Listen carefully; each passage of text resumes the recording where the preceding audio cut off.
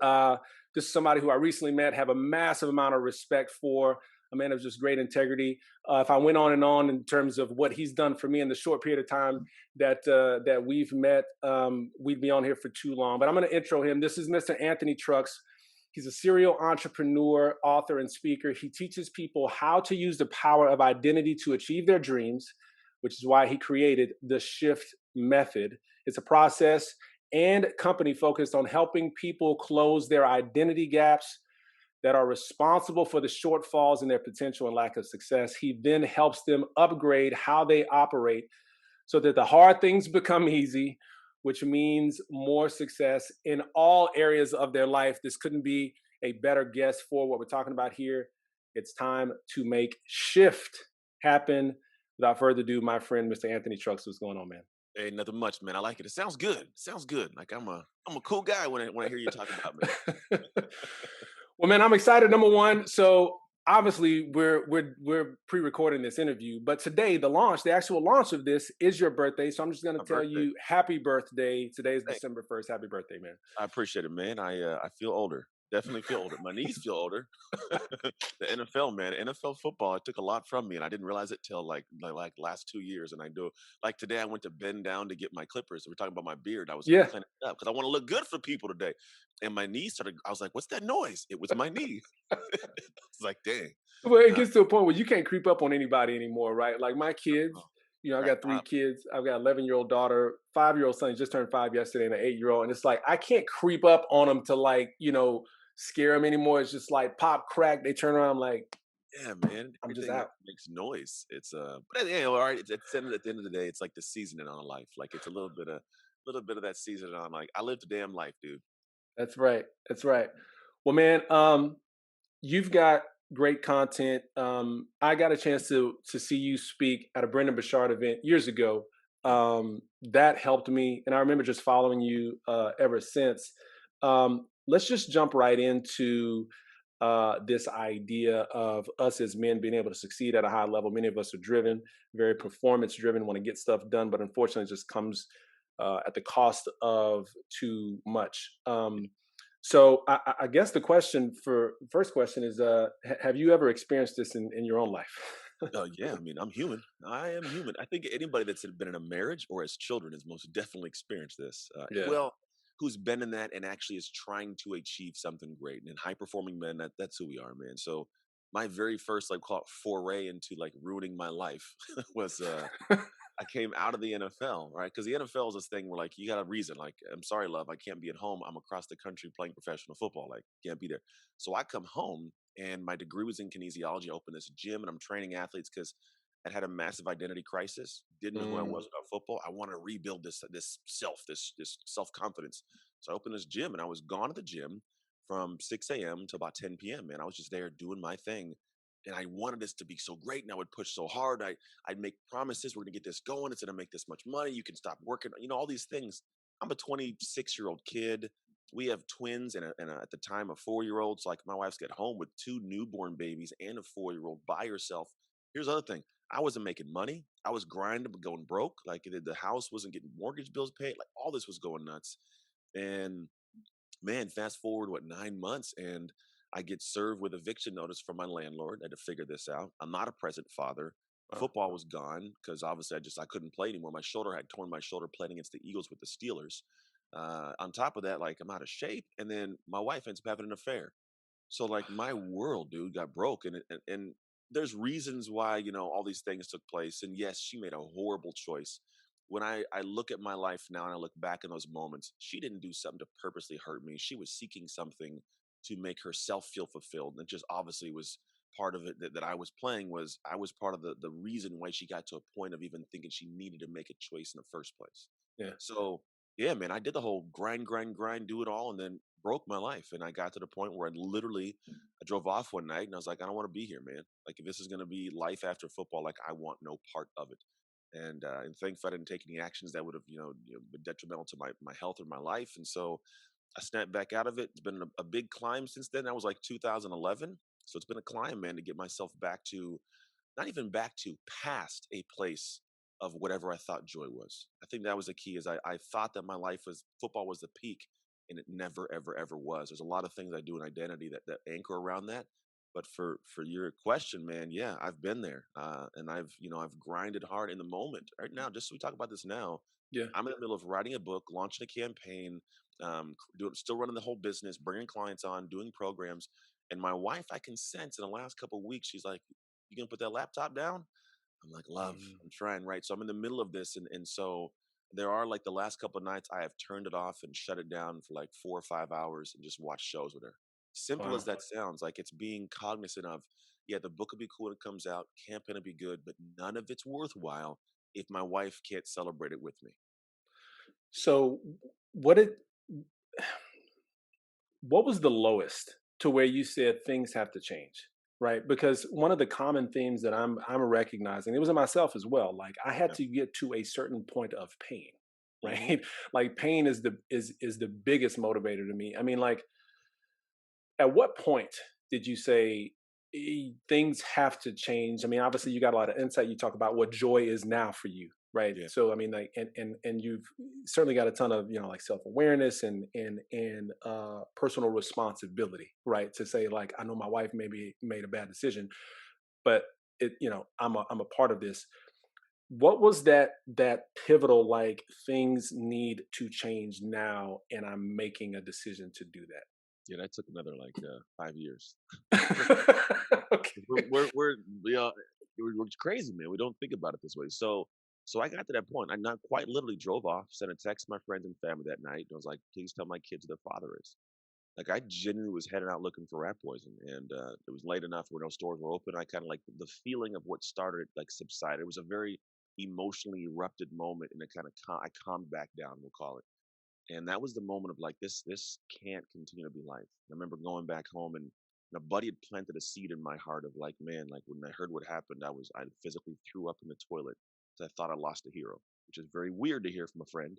But he says, people, we know what you've gone through in life, which you accomplished. It says you're an inspiration to a lot of people on accident. And so it Mm, was kind of this thing where I realized, like, man, like I accidentally was helping people. What if I tried on purpose? However, I still wasn't worried about other people. It was a thought, but it wasn't anything I'd watered yet. So, what I call it is the fog. I went into my survival fog. I go to work, I do the things, I get the workouts, I'm focusing on business, I'm doing the things. Now my marriage fell apart, so now it's like the focus went to other women, doing the Playboy thing and traveling around. The business eventually, I figured it out, got some good contracts, made some good money. So now I was like, when she had the kids and I had like a 4-day weekend, I'm jet setting to Bahamas with random ladies, just doing what you think is cool. And the funny thing, I'm a man of faith. When I was in the NFL, I'd never even cussed. Like I didn't cuss in the NFL. Like that's how dialed in. yeah. This whole thing falling apart broke me inside. And so I was going through the paces in what I would call the fog. Because the fog, you're moving, but like you don't know where you're going. You could end up in Mm, a ditch. And so fast forward from that to 2011, it gets to 2014, and my mom passes away from MS. I'd been adopted at 14. My adoptive mom passed of MS, and so the thought I had in my heart and my head was like, man, like this can't. I got to fix something. I guess can't be my life forever. But this wasn't the moment.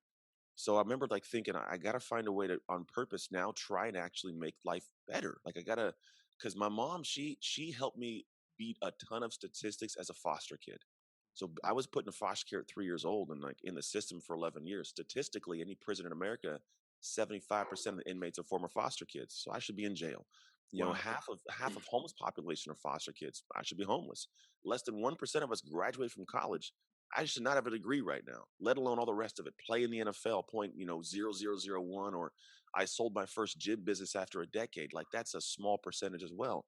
All these things I attest the fact this woman loved me past my crazy. Oh So when man. she passed away, I was like, how can I take her heart and press it into the world? And that's when that seed my buddy planted got watered. However, I was still in the fog. So my marriage, falling apart. I was still arguing with my wife. I was still kind of in shape, not in shape, still doing the jet setting. And here's where it took place. I got booked in 2015 to do a speech in Russia, Moscow, Russia. Flew out there. I'm training and teaching like 300 people in a Soviet airplane hangar, like this crazy. And I met this Russian woman, didn't even speak English, all physical, just I don't know what it was. It was just, me doing what I do. And so she ends up flying back a few months later to the States on New Year's Eve of 2015. So New Year's Day 2016, I remember I wake up and I look over and like she's sleeping, beautiful Russian woman. It's like, this is like the life. And I couldn't say hi to her. She didn't speak my language. I had no kids in the household. Like this wasn't, it hit me. I got up and I walked into my bathroom and I looked in the mirror. And it was one of the few times I finally realized like I hate the guy looking back at me right now. Lord have mercy. Like this is a dude that I do not want my daughter ever to have to experience as a human.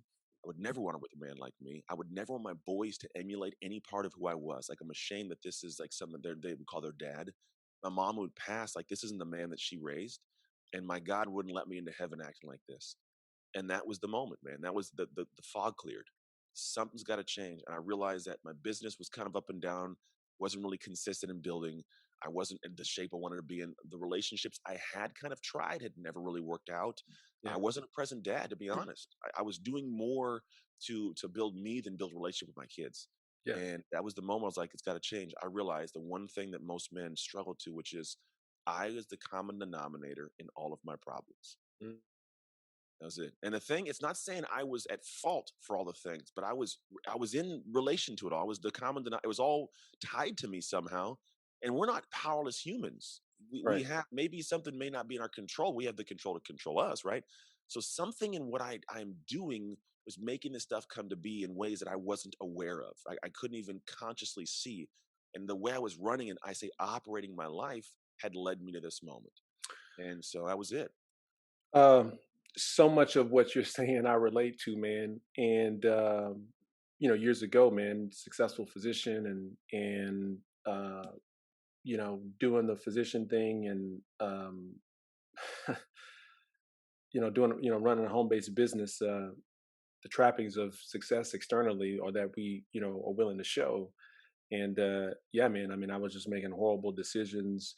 Women was my vice as well.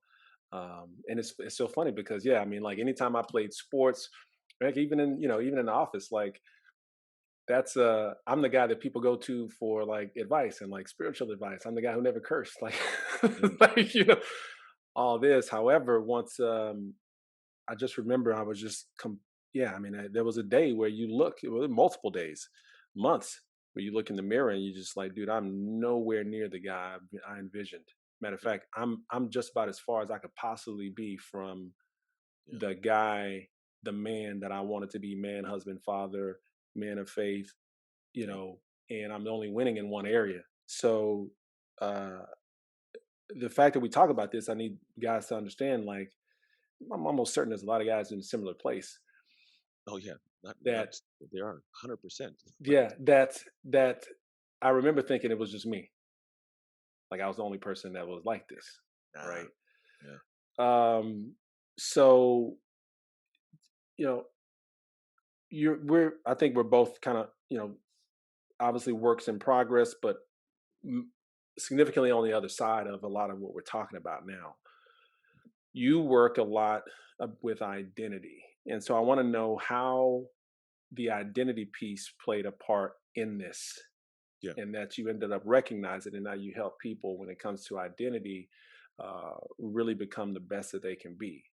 yeah, What was the flaw in identity? And then yeah. let's talk about, how you help people. Well, I don't wanna call it flaw. I think flaw, it inherently thinks there's something wrong with us, and I don't think anybody's broken. I think that there is a level of, the life I wanna live is above the identity level I'm operating at.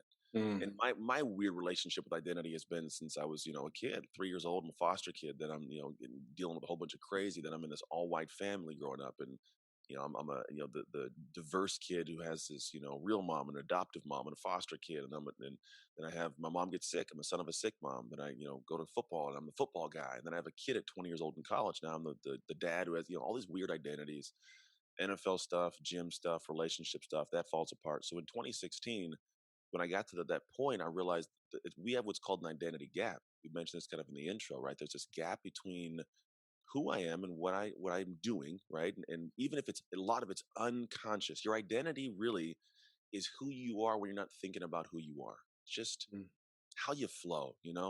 And how you flow determines how you operate, which is my ticking and what I do. We'll call it functional, showing up, executing. That turns into my performance, which creates success. It's a pretty straightforward line. And so for me, what I found in those moments, I had to find a way to to operate at a higher level. At the time, I didn't know that was the language, right? But I was just like, I got to change something. This can't suck like this the rest of my life. Yeah. Now, so people get an idea, like, I played the NFL, I've done cool things, but when I figured this little piece out, I was able to change a lot of stuff in my life. I then 9 months after this moment in time in January, New Year's Day, my marriage got back on track. So I wasn't, I would call it, we were divorced, custody bells, everything. We're now back married, almost 5 years deep, an amazing, strong, Lord based marriage. Like our family is crazy, amazing. I love my humans. Uh, I love it. Yeah. it's dope. I love what I got here. My business gets to impact people. I'm healthy. I get to communicate ideas. I get to do a lot to give back. I tell people I've crossed a lot of finish lines, which is why I can come back and tell you how to run this race. Uh, Essentially it, right? So what I look at is in those moments, here's exactly what I recommend people do. This is what the shift method is designed to do. yes. It Yeah, shows up in for a lot sure. of ways, but there's this gap between the person you are and the person who has all the things you want. Realize I didn't say the person you need to be, right? Because the person you need to be is tied to the things you want. You want to be a good husband, you want to be a good business owner, you want to be a good son, whatever it is. There's a separation between those two people, and it's that subconscious way that you roll. Like how do you handle opposition? What's your disposition? What's your mental fortitude in the moments? How do you execute on things you don't even consciously do, but they just are always happening. A lot of the habitual aspect of who we are. And when you realize there's a gap, you can go, oh, I need to close that gap. I can adjust what I'm doing to close the gap and get closer to the person that's doing things unconsciously in a way that just, gets the things I want. Because if you were already doing those things, you'd already have those things. Logic, right? Because Mm. there's men that we come around who are just there's a different way they flow. They tick different, think different, say different things. In fact, things you would say as excuses, they look at you funny like you don't belong around me. Like Ooh. when you come around groups of people like, oh, I couldn't, man. I only had a couple hours to get that done, and I just was busy. I got guys that'll look at other people and be like, couple hours, like that should take you 15, 20 minutes, man. What are you doing? Like there's just a different, way that they see things. And it's like a feeling. It's like being like stepping into a cold bath. You're like, oh, this is awkward, different environment. And so here's how you close this gap. There's 3 steps of what my method is, and it's called the shift method. And the first step is see, second is shift, third's sustain. Very simplistic, but it's very intricate in how we do things. And for me, the big thing is all this stuff is conceptual I'm talking about. I'm a football guy, man. I'm a tactical dude. If football taught me anything about the world I operate in, it's how to strategically plan at a world class level to win the game, right? It's you Mm. got to plan. And I mean, it's not just like I got a planner. I'm going to start my morning routine tomorrow. No, I'm talking about what is the morning routine? What do you have to go and buy to be able to make sure that gets it done? Do you have to go buy certain drinks for certain parts? You need a workout program, all these little things, right? Plan it strategically at a high level. Then people they don't execute the plan. So football told me, all right, here's the plan, guys. Now go out there and face your fears, your pain, and your failure to get this done. Every single play, day after day. Now, most people they'll show up to that moment and they'll find ways to procrastinate. And I'm a perfectionist. I can't launch that. I can't do that. I can't make that ask. I can't do it for my wife because she keeps asking me to. It'll hurt my pride. Shut up and execute the damn plan. Like Mm. football taught me this. And the coach, it didn't matter if I go out there and mess up, go do it again, trucks, right? To execute against that is a big, big thing men miss. The last piece of it is how are you looking at consistency? I call it disgusting consistency. Mm. Football taught me how to be disgustingly consistent. Mike Tomlin was my coach with the Steelers, and Tomlin was really big on we got to do the small things consistently. You do that, you win, and we won a Super Bowl that year. I wasn't on the Mm. team; I was hurt, but they all went. I got to watch it, but that was the thing, right? So for me, it's if you're disgustingly consistent off the field, you can wear down your opposition in the game Mm. because you know what you're doing, and every play they get weaker and they get weaker, and then all of a sudden you are the victor, right? Football taught me that. So what I looked at was when I show up to the shift method, the first part of seeing is saying, one, like, what am I using that as an excuse? Why am I stuck? What's the invisible chain? For me, I didn't see until 2016. I was a bad dad. I wasn't a good person for relationship. I wasn't the best business owner. I didn't see it. I didn't want to see it, to be totally honest. And so because I didn't see it, I was always attached to it. No matter how hard I worked, I was stuck at it. And it hindered my ability to even dream at a bigger level because I'm like, Mm. well, I can't get past this. What makes me think I could even go after that? Right. So the first part is you got to find there's just processes we do to see it, but you got to see like Avatar see, like like the Navi people. Like I see you. You gotta see, man.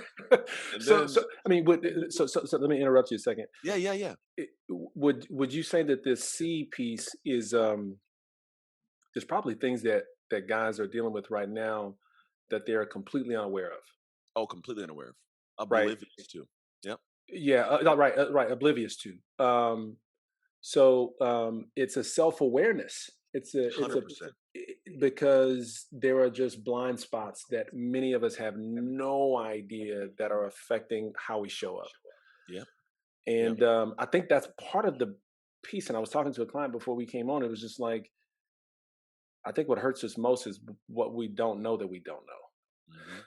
There's a big bubble there too. It's what we know, we don't know. What we don't know, we don't know. Right. And that, when you don't know something, okay, that's great. But when you don't know that you don't know something, that's scary. And Yeah. being able to see that, I think, is big. So helping people see the problem, you help people see the things Oh, that they probably totally. can't see themselves. We do some really unique things that involve yourself and other people to find that out. Because the truth of it is, it's scary to find out something you didn't know. It just is. It's inherently when people are made aware of certain aspects.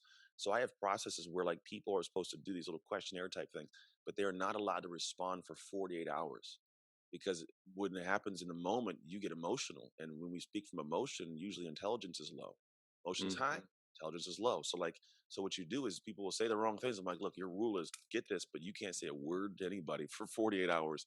Then when the emotion subsides, the logic can kick back in. Now go have a talk. But yeah, that's a tough thing because it's not always joy you hear. You're not going to hear the joy in your blind spot typically if it's been hindering you. It's not like, oh man, I'm great and I didn't know it. It's usually like you suck and you didn't know it, right? So that's a tough Yeah. pill to swallow. And when you do swallow, when you do figure out, now the cool thing is it's kind of like if you look at like an invisible chain holding you back from taking off into the sunset. When the chain comes off, the trailer gets unhitched. Now I can take people and turn them in a direction and say, now that that's gone, look what you can go create for your life. Hmm. You can create the relationship. You can go and have the body. You can have that business. You can have it all, man. You genuinely can have it all. I believe I have it all right now. Like I am. It's weird to extent now that I feel almost. And maybe it's for my foster kid stuff. When life got good, it scared me because as a foster kid, you can be ripped away. So I have some things I battle, but life right now is so good it scares me Oh because the gosh, fear of man. what if I was to lose it. Right now, it doesn't hinder me, but it scares the crap out of me. Anthony, this is such a good place. Oh, like man, because that's what really told me. I said we gotta start waking up some guys because life just gets better, week to week, Yeah. month to month. And it's not, I'm sure you can agree, it's not that we don't deal with issues Mm-mm. in life, right? But I get this blissfulness that you're talking about. Mhm. And it's unfair that we get to experience that.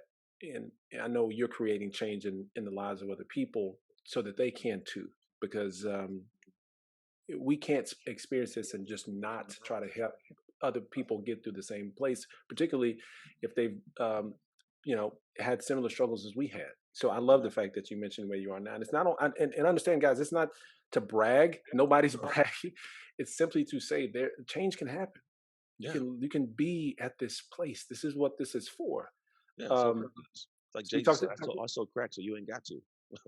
I did the hard stuff, so you ain't got to do it, man. That's right. That's right. So you talked about the sea. Yeah, So yeah. Once you have clarity on the sea and what's stopping you, now you can go somewhere. And then I could say dreaming at full speed, man. A lot of people they dream with speed bumps.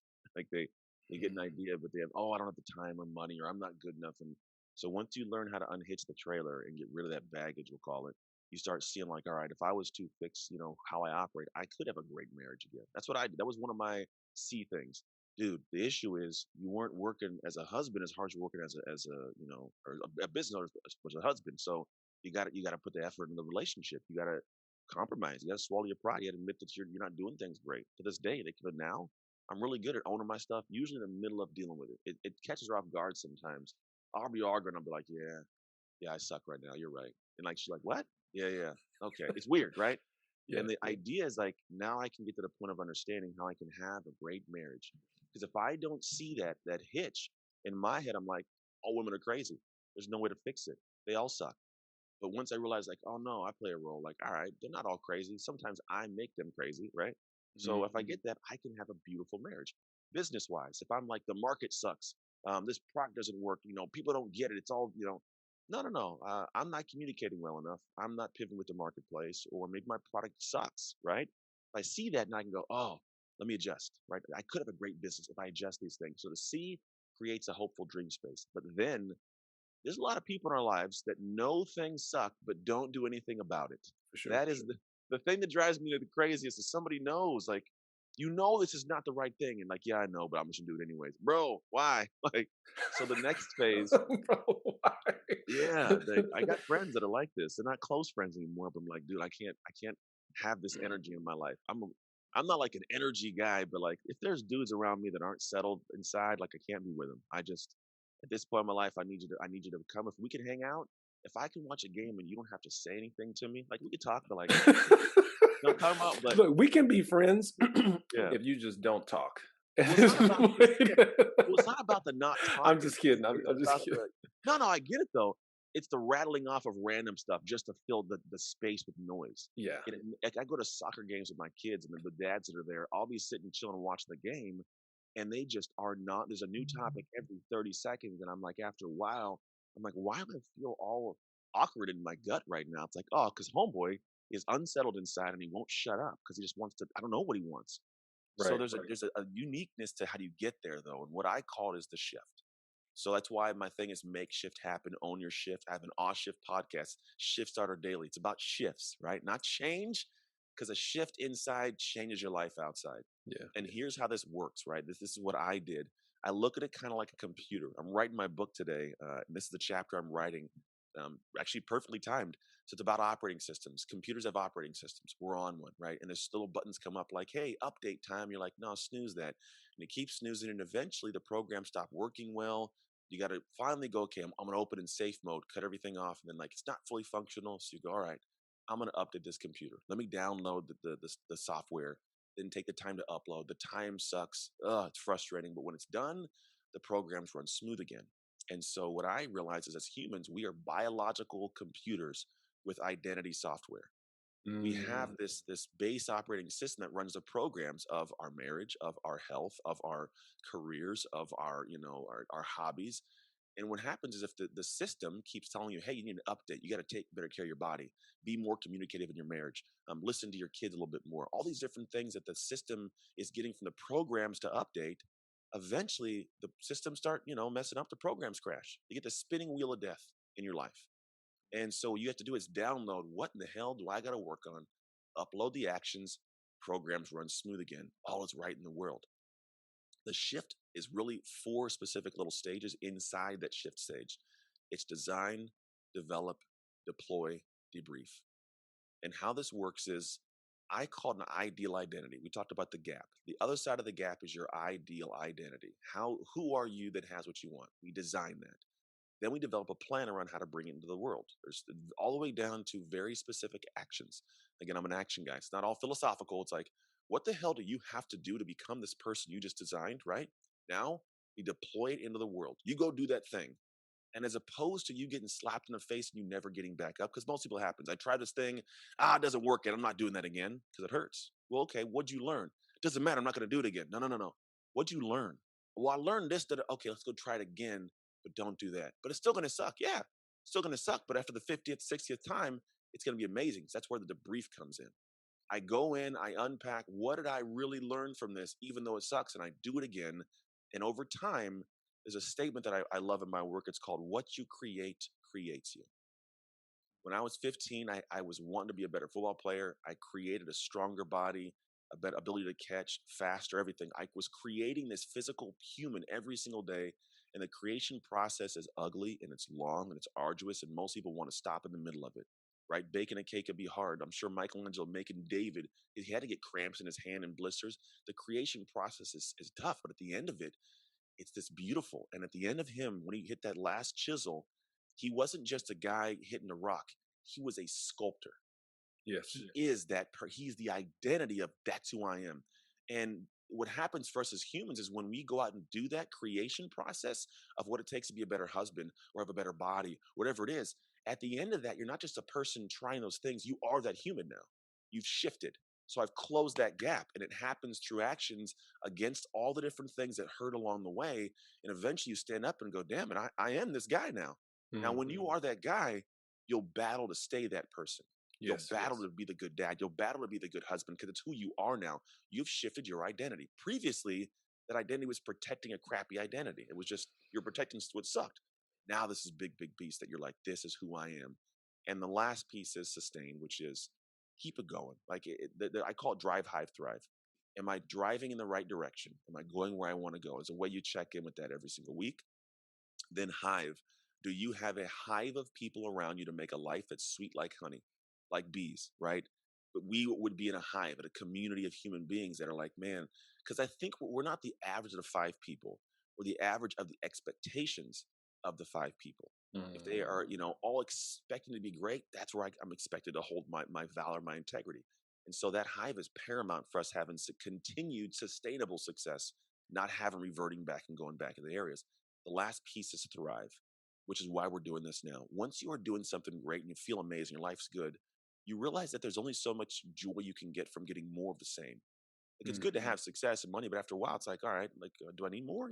How do I feel good again? Well, if I have 10 hamburgers, I could eat two or three, but now I got, seven more. What do I do to make myself feel good? Give them to somebody else who's hungry. Mm. Now I can give. So when I got this next tier, it's a circle, just this whole process circle. Because now I'm like, all right, I want to give more. Well, who do I need to be to create more to give more? Let me Mm. see that shift. And it's a wheel that goes around. I just stopped writing. So I'm over here taking notes. For those of you who are watching, or for those of you who are watching, you can see me taking notes. But for those of you who are listening, listen, I'm writing over here. And I just stopped writing because this is such good stuff. I'm gonna back up a minute when you talked about you'll fight for who this new identity is because in essence, even if you're not who you are striving to be, the reason why it's such a struggle is because there's an incongruence of the identity. You're not. You mentioned I don't. You put it so eloquent. Like we're not. You said we're we're not living beyond the identity. Or there's an identity piece, but we're not basically, in essence, living up to the identity Uh, of who we're trying to be. mhm. And when we're not there, that identity is there's an incongruence between who we're trying to be, you know what I'm saying? It's misalignment. But when you get to the point where you are the sculptor, where you are the dad that you've been Yeah. trying to be, you will fight to avoid the incongruence of Yep. going back to where you were before, and that's so big. Huge, man. It's the thing where the thought of having something and doing something better, it immediately is met with this like thought of like it's going to take a lot of willpower. Willpower is a big thing. And the willpower definitively can be measured. They study this, right? It can be measured. It sucks that after a while, it drains. It's just like, oh, I don't feel like doing this anymore. And if you think about it, it ties to like decision fatigue theory. It's actually an interesting concept that if I get up in the morning, the more decisions I make by the back end of the day, I don't feel like making more choices. And because at that point, it's just draining my willpower. But here's the thing people don't realize. If I have to get up in the morning and I think like, should I get the workout? Should I give my wife a hug? Should I take care of my kids? Like, should I? By noon, you're done, man. Like you're smoked. You don't want to make any more choices. You just kind of float through the day. And so at the end of the day, if I get to the point of saying it's not a choice, I get up and I say good morning to my wife and I give her a hug and a kiss. I take care of the kids. I get my workout because it's who I am. There's no more choice. So now at the back, when you're at 12 o'clock and you're smoked, I'm at 12 o'clock full tank. Like what you talking about? Let's get some work done, right? So it's I call it effortless effort. When you get to that level, and it's now this area of it's who I am. There is no more willpower need because you just do it. There is no more hard work to try and be Yeah, a person who you're not. exactly. Right? And, Yeah, and and I feel like, when you said like you'll fight for maintaining that identity, I feel like for some people that's why it's so hard to become someone different or to change because in essence they're fighting to stay where they're where at. they are. What you yeah, if you fight for your limitations, you get to keep them. Can't have Yeah. any take that. And It's a great. because they're just living out who they are. Hmm. So in essence you have to change your identity, and the actions and the intent catches up to who the identity is. Yeah, and it happens slowly. So it's not this like I'm gonna sit in a room and change it. No, it happens. like a frog in a pot of water. You know, they talk about you put a frog in a hot water, jumps out. We put a frog in a cold thing and heat it up, it'll boil itself to death. Yeah. The actions over time, the way that we do it, like if you do it over time, you just get into this role, and it almost becomes hypnotic. It's a rhythm, and eventually that rhythm, you'll notice the song end one day, and you'll be like, "Whoa, holy crap, this is me now." It's like I I've love it. literally had guys call me and be like, "Dude, I was at Starbucks today, and I was writing some stuff, and I caught myself like."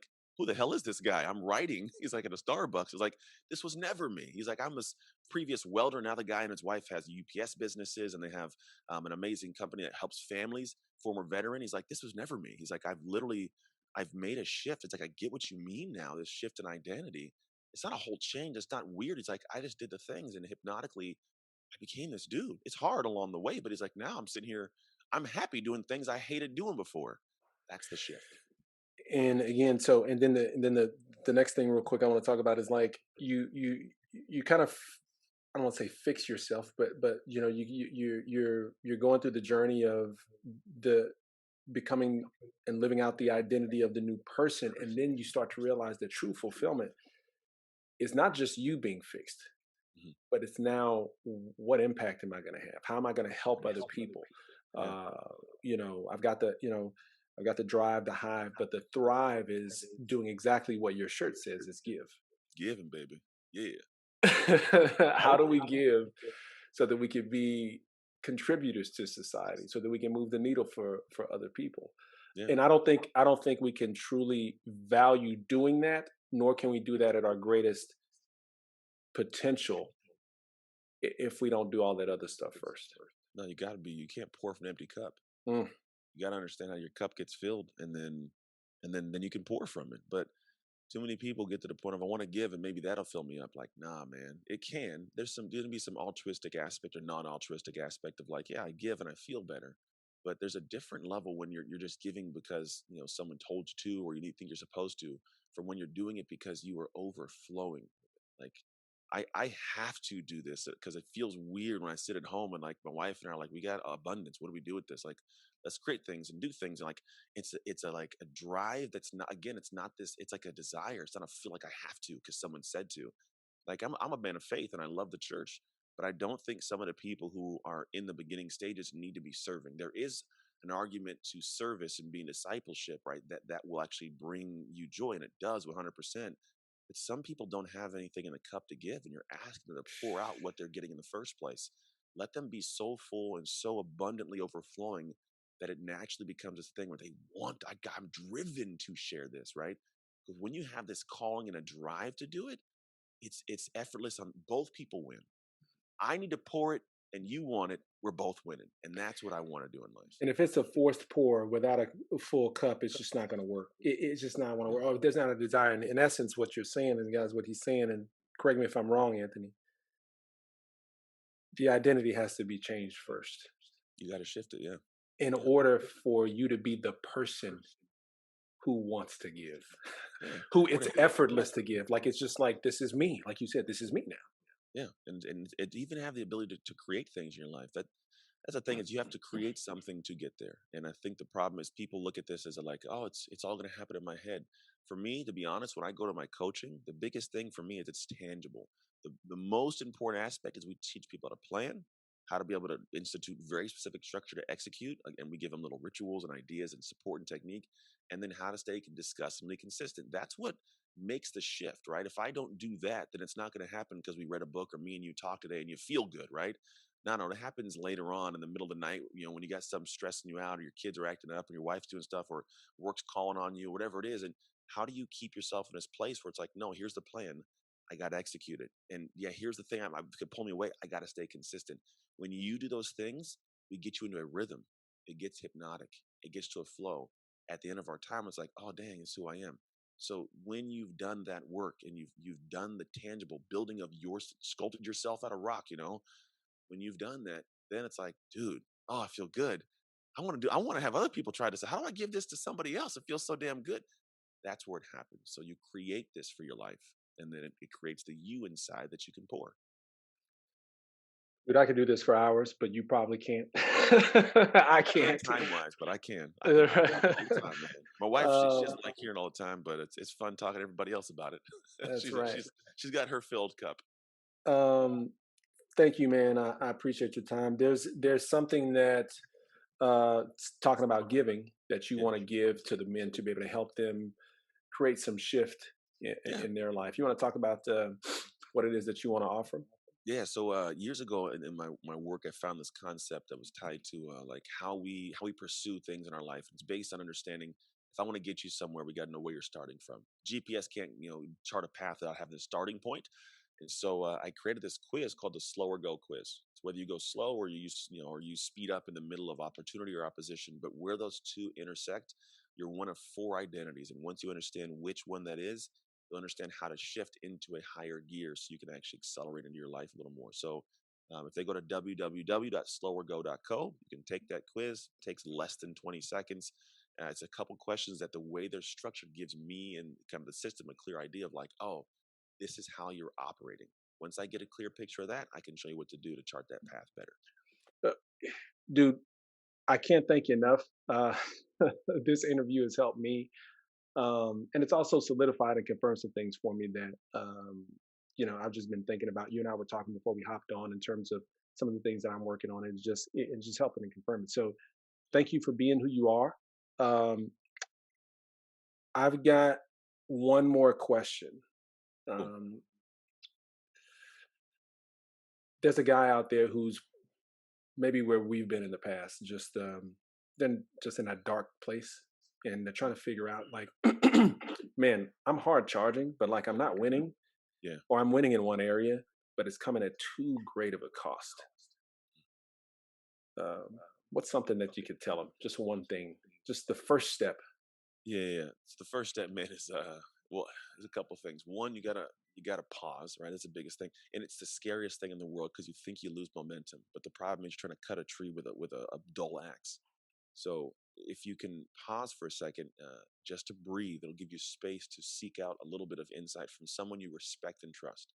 The big thing is you got to go outside of your head. I played sports, played football, obviously, and the biggest thing is I had a coach and I had me, and my coach would send me out onto the field to play the game. And I would come back and get coaching, right? And the reason it was big is because I could see what's right in front of me, but I couldn't see the field.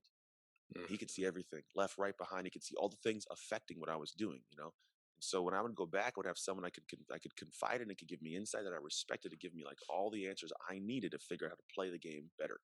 And so when you pause for a second and you get someone that can see things, it allows you to go, oh, I've been doing this and it's been kind of doing it. But if I applied, the information, I could do half the effort and double the result. That'd be big. So the hard charging guy, it's like, man, you gotta pause for a second, breathe. The world's not gonna fall apart. Find somebody you respect to give you a clear picture of what's going on, and then be open to making adjustments. Change. I don't like the word change. Sometimes the end result typically is change, but I think the forward facing piece is small adjustments, tweaks, shifts, and if you make those, you end up in a different. You change your end result, and be open to that, man. Like be open to doing things differently because I think the biggest thing is we all have these egos, and ego is everyone's greatest obstacle. EGO. And if you can get that bad boy out of the way, man, you climb the hill and it clears up everything that you can't see.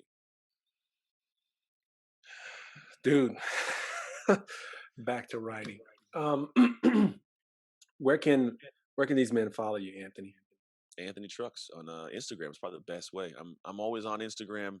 It's kind of where the hub of the business is. We're on Facebook as well. I'm just not as frequently there. I go there probably once or twice a day. I'll pop over and check things there. But I feel like the Instagram areas where like the majority of my people hang out. Sure, sure, sure. LinkedIn also, but even more infrequent. Yeah, yeah. Well, man, I appreciate you following at Anthony Trucks. I've certainly been following him for a while, and I'm grateful because of it. Um, thank you, Yeah, thank very you for your welcome, man. time, Thanks man. for having me. I Seriously. appreciate it.